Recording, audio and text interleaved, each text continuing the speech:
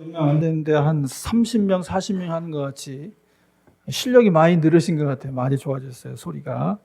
감사합니다.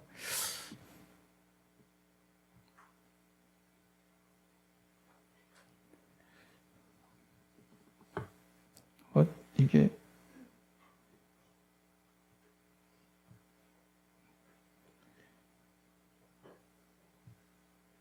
어떻게 해야 되는 거야?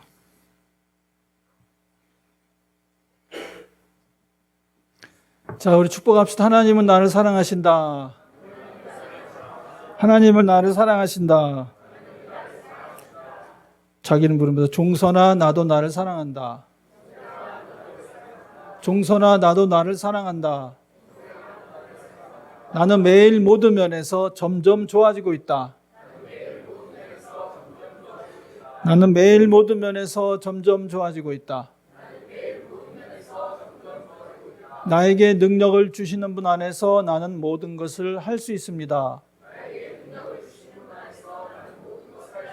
나에게 능력을 주시는 분 안에서 나는 모든 것을 할 수 있습니다. 할렐루야. 오늘 이게 제가 조금 이상하게 됐어요, 이게. 그래서 펴는 게 그냥 해야겠네요. 잘 동작할 줄 몰라서. 자, 오늘 사도행전에 있는 말씀 또 계속해서 일주일 동안 또 시편 말씀 읽었고 또 요한계시록 요한복음 말씀인데요. 사도행전에 있는 말씀은 그 빌립보 감옥에서 일어난 일, 또 빌립보 감옥에 갇히게 된 그 사도 바울과 그 신라의 일행에 관한 그런 이야기 나오고, 그 다음에 요한계시록에 있는 말씀은 그 요한계시록의 마지막 부분, 아멘, 오십시오 주 예수님, 주님의 다시 오기를 기다리는 것이고, 그 다음에 예수님의 그 요한복음에서는 예수님의 중보기도 하나가 되게 해주시고, 그 다음에 그들도 아버지 영광에 참여할 수 있게 해주십시오. 근데 그 말씀은 뭐냐면은 요한계시록에 있는 그 놀라운 주님의 영광에 참여하게 해달라는 그러한 말씀이죠. 그래서 금주의 그 주제와 제목은 사도행전 중심으로 해서 그 빌립보 감옥에 울린 찬양이다, 이렇게 정해봤습니다. 이 말씀 통해서도 하나님의 크신 은혜가 있으시기 바랍니다.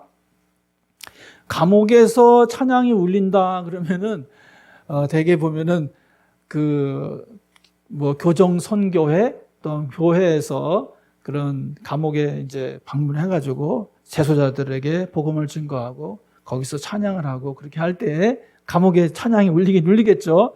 저기 있는 저 장면이 바로 어떤 교회에서 그 교도소에 가서 집회를 찬양 드리고 말씀 증거하고 하는 그런 그 내용입니다. 저도 원주 영광교에 있을 때에 그 원주 교도소에 가서 저 감옥에, 그러니까 교도소에 가서, 감옥이라 그러면 좀 그러고요. 지금 교도소죠. 교도소에 가서 거기 있는 그 재수자들을 만나고 그들한테 뭐 떡도 주고 치킨도 주고 그렇게 하면서 복음을 증거하고 했던 그런 기억이 있거든요. 여하튼 거기서 감옥에서 찬양을 드렸던 것이죠. 그런데 그 오늘 그 바울과 실라가 드린 찬양, 이 빌립보 감옥에서 찬양이 울렸다 이렇게 말하고 있는데, 바울과 실라가 이 뭐 그림이 어떤 것이 정확한지는 잘 모르겠지만 그 성경 말씀 보면 착고에 단단히 채웠다 그랬어요. 그러니까 도망가지 못하도록 저렇게 뭐 우리 옛날에는 칼이라 그러는데 거기 저런 데는 이제 손과 발 이런 데를 묶여가지고 있는 그런 상황에서 그냥 놀라운 것은 뭐냐면은 이 바울과 실라가 거기에서 찬양을 드렸다는 그런 얘기예요. 근데 실제로 저 같으면은 또 여러분 같으면 그렇게 찬양 드릴 수 있었겠는지 한번 생각을 해보세요. 이 지금 그 바울과 실라가 그 선교 여정 가운데서 지금까지는 지난주에 말씀드렸던 것처럼 터키 지방에서 이렇게 복음을 증거하고 있다가 이제 마케도니아, 다시 말하면 유럽으로 이제 넘어가 가지고 그 드로아를 통해서 유럽으로 건너가서 빌립보라고 하는 큰 그 로마 도시에서 그 전도를 하는데, 그 안식일 날 그 강가에 나가서 기도하다가 루디아를 전도했죠. 루디아를 전도해서 이제 교회가 점점점 세워지게 되는 그런 이제 기적 같은 일이 일어나게 됐는데, 근데 이제 복음을 증거하고 다니는데 어떤 그 점치는 그 귀신 들린 여자가 자꾸 바울과 실라를 따라다니면서 이 사람들은 하나님의 능력의 종이다, 복음을 구원의 말씀을 증거하는 사람들하고, 귀신도 인정하는 거죠. 복음의 능력을 인정하게 하는데, 몇 날 며칠을 따라다니면서 그렇게 하는 거예요. 그래서 사도 바울이 나사렛 예수 이름으로 이 점치는 귀신은 떠나갈지어다 이렇게 선포했겠죠. 그랬더니 그 귀신이 떠나가 버렸던 거죠. 성경 말씀 다 읽은 그런 내용인데, 그러고 나서 근데 이 귀신 들린 여자가 이 사업의 목적으로, 그러니까 점쳐서 돈벌이 해가지고 주인들한테 또 주식처럼 분할돼 있나 봐요. 그래서 돈벌이를 해주는 여자였었어요. 근데 귀신 나가버리니까 돈벌이가 안 되니까 이 화가 나는 거죠. 그래가지고 바울과 실라를 데려다가 당국에다가 고발하고 유대인이라 그러면서 이 유대인이 이 로마 시민들이 받을 수 없는 그러한 풍속을 전하고 있다. 그러니까 예수님의 이름을 전하는 것이 유대인의 풍속이나 마찬가지잖아요. 아직도 세계화된 것은 아니었기 때문에. 그래가지고 맞고 감옥으로 간 거죠. 감옥에 갇히게 된 거죠. 얼마나 억울하겠어요. 정말 복음을 증거하고 사랑을 증거하고 귀신을 쫓아내고 사람을 고쳤는데 오히려 두드려 맞고 그 다음에 감옥에 갇히고. 그래서 그 사도 바울이 그 담임 목사님하고 싸웠다 그랬잖아요. 싸우고 헤어졌다 그랬죠. 왜냐하면은 첫 번째 선교 여행에서 마가라고 하는 그 청년이, 그 마가가 마가복음 쓴 사람이잖아요. 이 사람이 전도하다가 도망간 거예요. 힘들어서. 그러니까 지금 이게 이렇게 힘든 거야. 그러니까 바울은 아는 거야. 마가가 만약에 이 상황에 왔으면 마가가 어떻게 했을까? 그러니까 마가 절대 데려가면 안 돼요. 또 바나바는 그래도 데려가야 되는 거 아니냐. 서로 이렇게 하다가 나눠줬는데 결국은 이런 어려움 당하잖아요. 이런 큰 어려움 당해가지고 이 좋은 일 하다가 복음 증거하다가 두드려 맞고 감옥에 갇혀가지고 이렇게 했을 때 그걸 어떻게 받아들일 것이냐. 그러면 사도 바울이 생각할 때는 마가는 아마 불평불만하고 하나님 계시냐 안 계시냐 뭐 이렇게 했을 거다. 불평불만했을 것이다. 근데 여기서 우리가 그 삼위일체적 신앙 생활의 이 모범을 우리가 생각해야 될 것 같아요. 우리가 여러분 말씀 들을 때마다 삼위일체 신앙으로다가 모든 말씀을 생각해 보세요. 성부, 성자, 삼위일체 하나님 은혜 아래서 믿음, 소망, 사랑으로 항상 기뻐하라, 쉬지 말고 기도하라, 범사에 감사하는 것이 성경에 하나님께서 원하시는 거잖아요. 여기 신앙이 모범인 것 같아요. 이게 항상 기뻐하라, 범사에 감사하라, 쉬지 말고 기도하라. 그러니까 이렇게 복음을 증거하다가 핍박받고 고난을 당해도 그거를 그냥 인간적으로 생각하면 나는 좋은 일 하는 일 하고 그 하나님의 일 하는데 왜 이런 핍박이 옵니까? 왜 이런 어려움이 옵니까? 이렇게 하는 것이 아니라 이것도 하나님께서 좋은 일을 하시려고 지금 계획한 것이니까 기뻐하자. 하나님으로 인해 기뻐하자. 그리고 이 어려움에 극복할수록 기도하자. 그리고 감사하자. 왜? 내가 믿는 하나님이시기 때문에. 그리고 내가 이렇게 수고하고 봉사하는 이 사랑 때문에 사람들이 구원받는 것이 아니냐. 그리고 우리는 소망 가운데 천국의 영광이, 아까 우리가 읽었던 요한계시록에 있는 그 천국의 소망에 우리 모두 참여할 것이니까 이 땅에서 고통당하고 있는 것, 이것은 아무것도 아니다. 그래서 이 바울과 실라는 그 감옥에서도 찬양 드릴 수 있었던 것 같아요.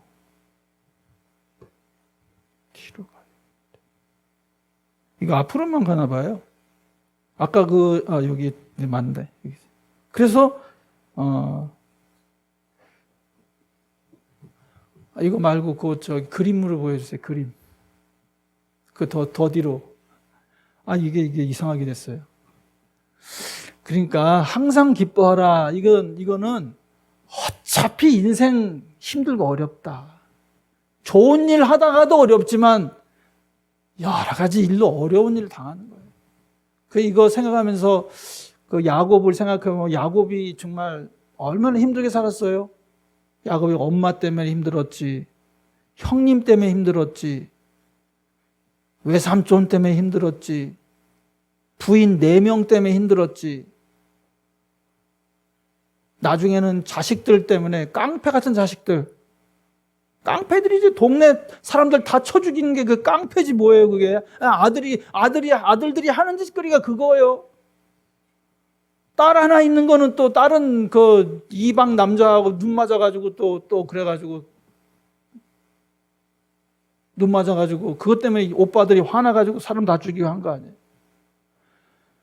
어차피 인생 다 그런 인생이에요. 그러니까 그런다 그래가지고 그러면 스트레스 받아가지고 힘들어하고 그렇게 하는 게 아니라 그냥 성경 말씀대로 항상 기뻐하라. 그래도 기뻐하라. 그런 상황이 왔다 할지라도 하나님이 인하여서 다 좋은 일 생길 것이다. 우리는 어차피면은 감옥 같은 인생을 살고 있을지도 몰라요. 사도 바울과 실라가 감옥에 갇혀 있는 것처럼, 감옥에 갇혔던 것처럼 우리는 그렇게 감옥과 같은 그런 아주 힘들고 어려운 그런 상황에 처해 있을 수 있어요. 참으로 자유한가 우리는? 근데 마음의 감옥들이 많이 있다고 합니다. 현대인들이. 죄책감과 그 정죄의 감옥, 죄책감에 빠져 있는 거예요. 어떤 사람은 두려움과 염려, 힘들고, 그러니까 지금 이 상황을 견뎌낼 수 있을 것인가? 염려의 감옥에 빠져 있고, 어떤 사람은 이웃과 또한 가족 간의 상처와 그 미움의 감옥에 갇혀 있어 헤어날 줄 모르고, 또 어떤 사람들은 다른 사람들과 자꾸 비교함으로 말미암아서 자신이 무가치하다 생각하고 또 자신이 열등감에, 항상 열등감에 거기에 빠져서 있는 그런 감옥, 또 어떤 사람들은 중독과 집착의 감옥, 요즘에는 여러 가지 많은 중독의 현상이 있을 수 있잖아요. 이 감옥에 빠져 있어요. 이건 마음의 감옥인 사람이고, 어떤 사람은 경제의 궁핍과 어려움의 감옥, 재정의 그런 어려움의 감옥에 빠질 수 있어요. 그런 경제적인 어려움이 많이 있을 수 있습니다. 요즘에 사업이 너무나 안 되고 힘들기 때문에, 빚 때문에, 재정적 압박 때문에 그 압박감, 그건 감옥에 갇혀 있는 것과 마찬가지죠. 그 감옥 같은 생활에서 정말 감옥을 변화시킬 수 있는 우리 모두가 될 수 있기를 주의 이름으로 간절히 부탁드립니다. 그것은 어떻게 항상 쉬지 말고 범사에, 항상 기뻐하고 쉬지 말고 기도하고 범사에, 이걸 실천해야 돼요. 우리 믿는 사람들은요. 이건 감옥을 변화시킬 수 있는 열쇠예요. 사도 바울과 실라가 그 감옥에서도 찬양했던 것은 기뻐하고 기도하고 감사한 것이기 때문에 우리도 우리의 처한 상황에서 그렇게 해야만 해야지, 그 감옥에 그냥 갇혀서 죽을 수는 없다 얘기시죠. 창의적인 태도로 우리가 이 감옥 같은 생활을 변화시켜야 되겠어요. 어떤 사람은 감옥에 들어가서 공부를 많이 해가지고 박사가 돼서 나온 사람이 있어요. 너무너무 유의시켜지는 거죠. 어떤 사람은 감옥에 들어가가지고 체력 관리를 하고 온다고 그러더라고요. 어떤 사람은 감옥에 가서 기도를 해가지고 성령 충만받아 오는 사람이 있어요. 그러니까 우리가 처한 그 상황을 실제로 감옥에 가서 그렇게 했다니까요. 그러니까 우리가 처한 상황을 그냥 그저 힘들고 어렵다라고만 생각하지 말고 창의적으로 변화시켜서 우리가 이 모든 것이 변하여 좋게 변화시키는 그 역사를 체험해야 되겠다. 그와 같은 삶이 되시길 주의 이름으로 간절히 축원합니다. 그래서 감옥을 변화시킨 열쇠는 항상 기뻐하라 그랬는데, 느헤미야 8장 14절 읽어봅시다. 여호와로 인하여 기뻐하는 것이 너희의 힘이니라. 그러니까 기쁨의 근원은 내가 잘나고 내가 잘되고 그러는 것이 아니라 먼저 하나님이다. 하나님을 인하여 기뻐하는 것이 힘이 된다.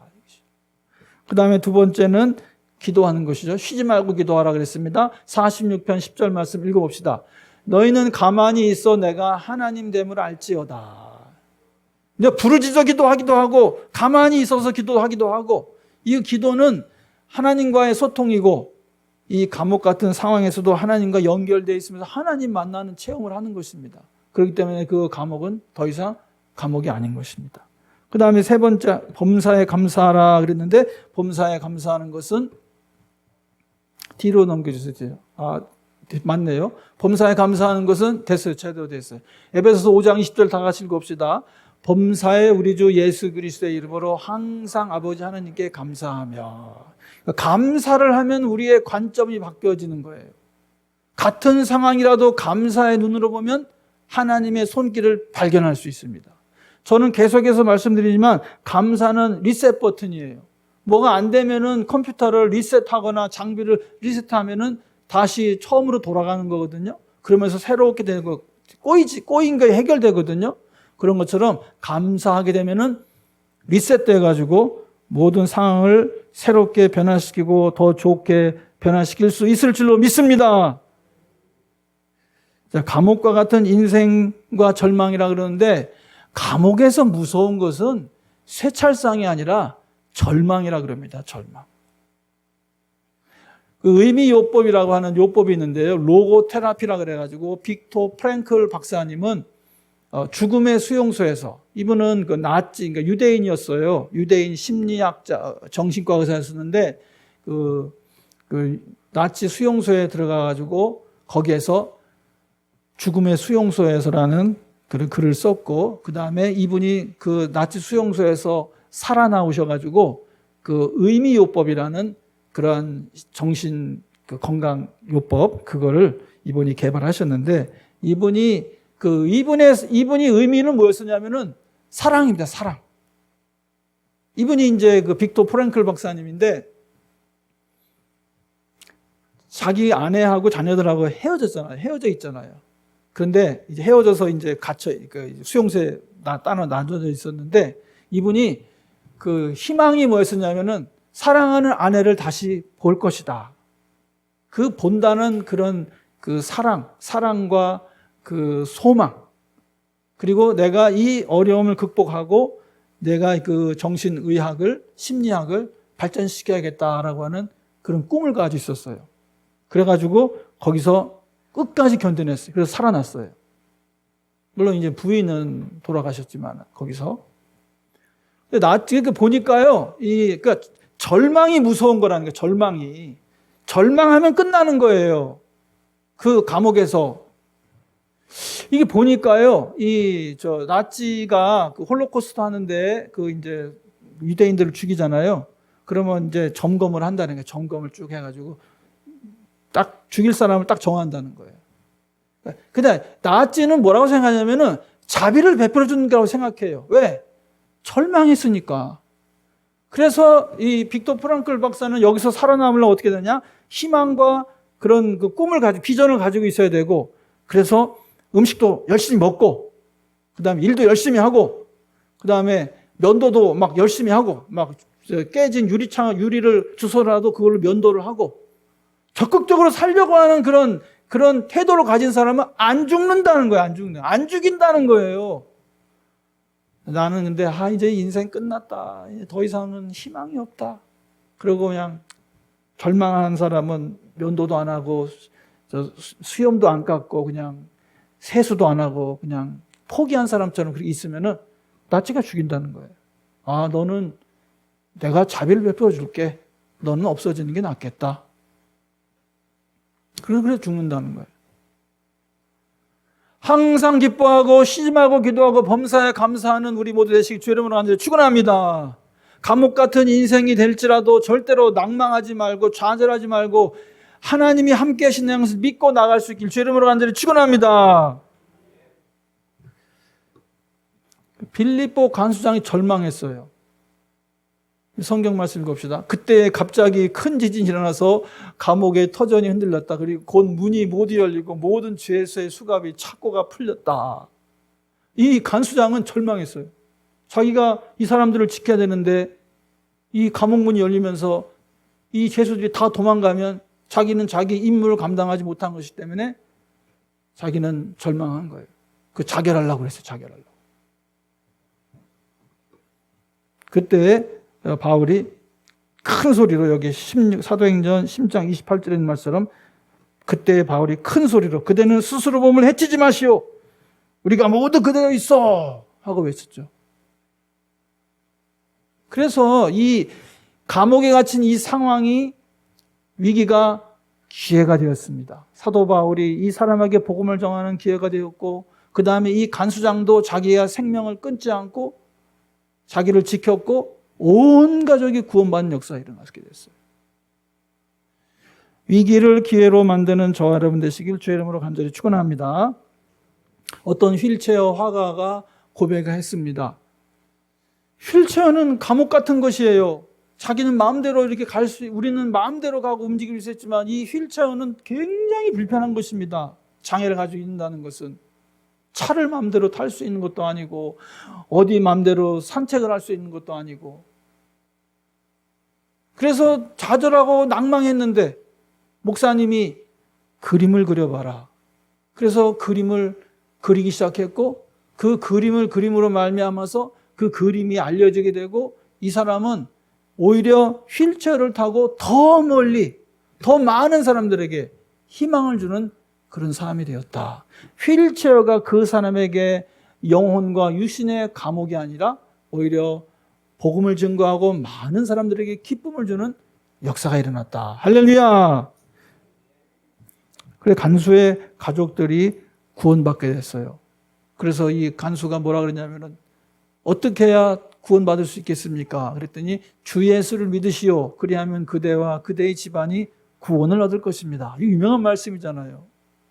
그래가지고 이 구원받고 이 구원받은 가족들, 이 말씀 같이 읽어봅시다.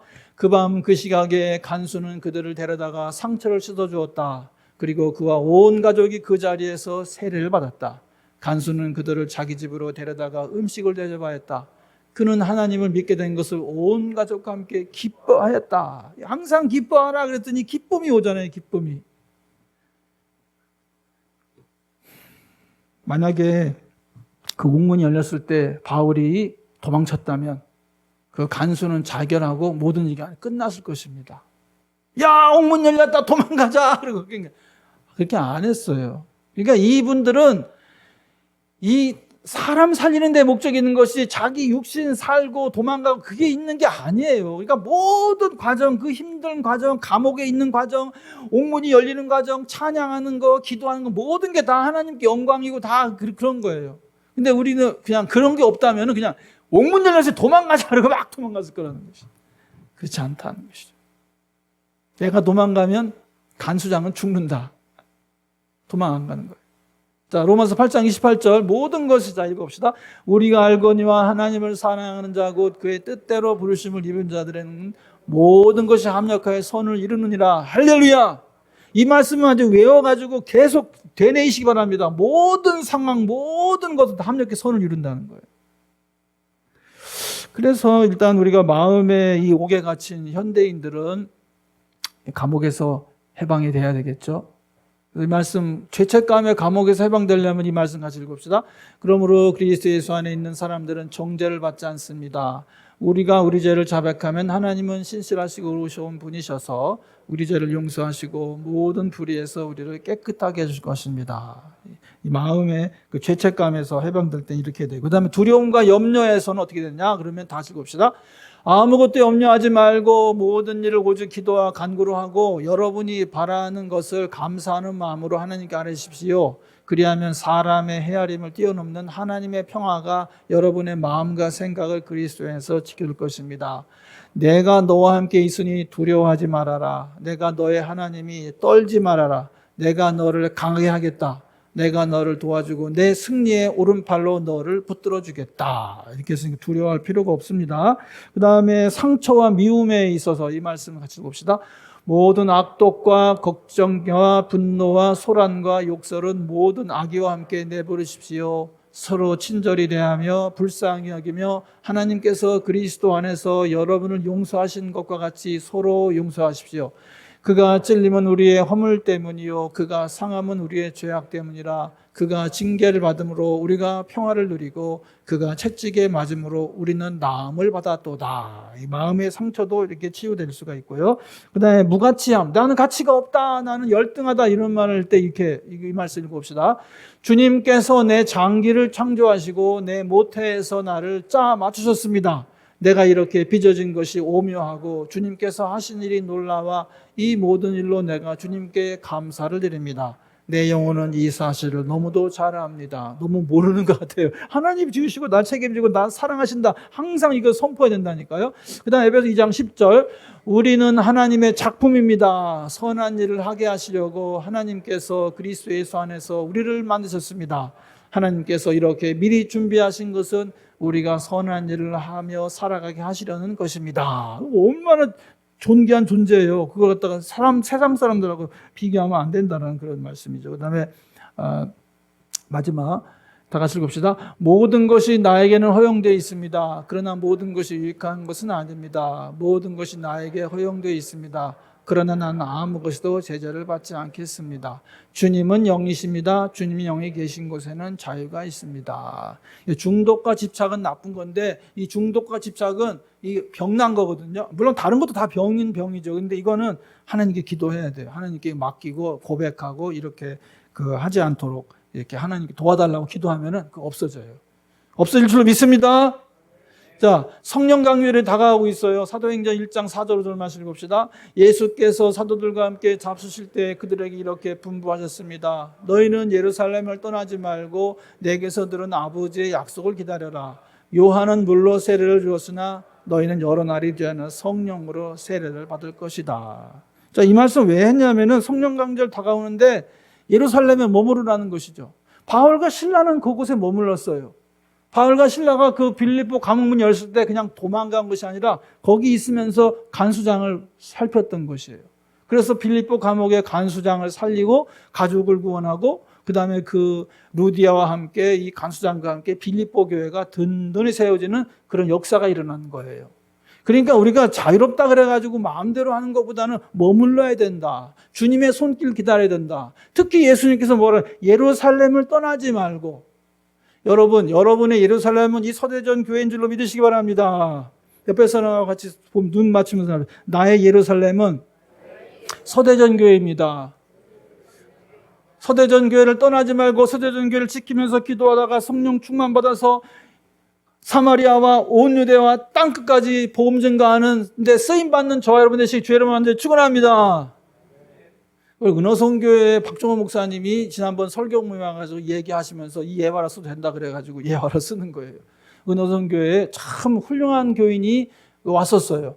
그래가지고 그분하고 처음에 교회 개척할 때 그 교인들과 함께 막 해외에 그런 선교 여행도 같이 목사님과 이 집사님과 그다음 교우들이 같이 가기도 하고 그다음에 이 집사님이 사업을 잘 해가지고 그 사업을 아마 그 물탱크 사업을 하신 분이에요, 이분이. 물탱크니 뭐 이런 정화조 탱크 같은 거 이런 거 사업하신 분이어서 돈을 너무 잘 벌어가지고 은호성교회 스타렉스 차도 사주고 막 엄청나게 열심히 헌신하다가 갑자기 집사님이 마음이 변해가지고 교회를 떠난다고 그러면서 다른 집사님을 자꾸 이렇게 해가지고 그 집사님이 떠나려고 그랬는데 그 집사님은 그 얘기 안 듣고 안 떠났대요. 예루살렘 지키기로 했대요. 그리고 나중에 와서 얘기해요. 나중에 와서 그 집사님이 교회 떠나가면서 나 뭐 같이 가자고 같이 이렇게 가도록 자꾸 이렇게 했는데 그때 안 가길 너무 잘했다 이렇게 말하더라고요. 여러분도 저는 그 얘기 하잖아요. 정주서원하자. 끝까지 이 교회를 지키자. 정주서원하고 그 다음에 매일 성무일과 정주서원. 매일매일 성경 읽으면서 주님과 동행하면서 정주서원. 내가 정한 이 교회가 마음에 안 들고 이 교회 목사님이 마음에 안 들어가지고 떠나가는 건 정주서원 아니죠. 옛날엔 그렇게 했는데 그렇게 하지 말라고 해서 그 원리를 지켜달라고 난 계속 말씀드렸습니다. 예루살렘 떠나지 말아야 된다. 떠나고 싶어도 이 예루살렘 지키면 축복받게 된 줄로 믿으시기 바랍니다. 목사님이 좀 마음에 안 들어도 목사님이 내 성이 안 차더라도 주님께서는 여러분을 축복해 준다고 저는 누누이 말씀드렸습니다. 은호성교회가 그 집사님이 그랬더라고요. 예루살렘 떠나지 말라. 약속하신 것을 기다려라. 머물 때 하나님의 은혜가 임하게 된다는 것입니다. 우리 교회는 최고입니다, 여러분. 옆에 사람은 눈 맞추면서 같이 합시다. 우리 교인 최고. 우리 목사님도 최고.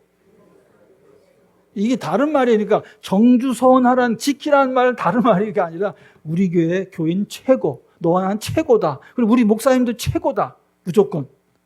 그래서 이걸 지켜주면은요, 주님께서 성령의 은사와 놀라운 축복 허락해 줄로 믿습니다. 그래, 우리 살고 있는 현실이 편하진 않습니다. 감옥과 같은 현실이 우리의 그런 예루살렘입니다. 그런데 그곳이 야곱이 그 베델에서 그 고통스러운 가운데서 하나님을 만났습니다. 빅토르 프랭클 그 의사 선생님은 그 나치 수용소에서 하나님의 은혜를 체험했습니다. 그 다음에 로렌스 형제는 수도원에서 설거지하면서 하나님을 깊은 은혜를 체험했어요. 김대중 대통령은 노벨 평화상을 감옥에서 준비했어요. 닉슨의 해결사라는 척 콜슨이라는 사람이 있거든요. 이 사람이 닉슨이 무슨 문제가 생기면 다 해결하는 사람인데 이 사람 감옥 가게 됐어요. 감옥 가게 됐는데 C.S. 루이스가 쓴 그 기독교 관련 책을 주면서 이거 예수 믿도록 하라. 그래가지고 이분이 감옥 가가지고 C.S. 루이스의 책을 읽고서는 예수님 만난 다음에 나중에 템플턴 상을 받을 정도로 정말 좋은 일을 많이 하는 신자가 되었다는 것입니다. 예수님은 우리에게 자유와 해방을 주시는 분이십니다. 할렐루야. 이사야서 61장 1절 읽어봅시다. 주님께서 나에게 기름을 부으시니 주 하나님의 영이 나에게 임하셨다. 주님께서 나를 보내셔서 가난한 사람들에게 기쁜 소식을 전하고 상한 마음을 싸매어 주고 포로에게 자유를 선포하고 갇힌 사람에게 석방을 선언하고 주님의 은혜의 해와 우리 하나님의 보복의 날을 선언하고 모든 슬퍼하는 사람들을 위로하게 하셨다. 아멘. 예수님이 약속이 말씀 그대로인 것이잖아요. 이 찬양, 인생길 험하고 마음 지쳐 살아갈 용기 없어질 때 너 홀로 앉아서 낙심치 말고 예수님 폼으로 나오시오. 예수님은 나의 생명, 믿음, 소망, 사랑 되시니 십자가 보혈 자비의 손길로 상처 입은 너를 고치리라. 이 찬양이 있는데 찬양을 안 드리려고요. 제가 잘 읽질 못해서. 이런 찬양이 있어요. 자, 감옥에 울려버린 찬양. 이 자리는, 이 감옥 같은 자리는 주님의 은혜의 자리이다. 기쁨 가운데 찬양하라. 주님의 영광 받으시고 나와 이웃이 구원받는 자리가 된다. 그러니까 예루살렘을 떠나지 말고 성령 강절이 다가오고 있으니까 기도할 때 성령 능력 받는 저와 여러분 다 되시기를 주의 이름으로 간절히 축원합니다. 다 같이 나서 신앙 고백합시다. 전능하사 천지를 만드신